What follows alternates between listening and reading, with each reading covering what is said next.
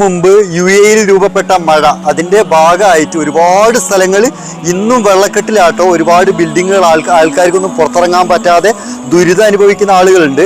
അപ്പൊ ഞാൻ ഈ നിൽക്കുന്ന ബ്രിഡ്ജിന്റെ ബാക്ക് സൈഡ് എമിറേറ്റ്സ് റോഡാണ്. ഒരു സെക്കൻഡ് പോലും ഒഴിവില്ലാതെ വാഹനങ്ങൾ അങ്ങനെ ചീറിപ്പാഞ്ഞു പോകുന്ന റോഡാണ്. എന്താ അവസ്ഥ എന്നുള്ളത് കാണിച്ചു കണ്ടോ. ഈ റോഡ് മുഴുവൻ വെള്ളത്തിലാണ്.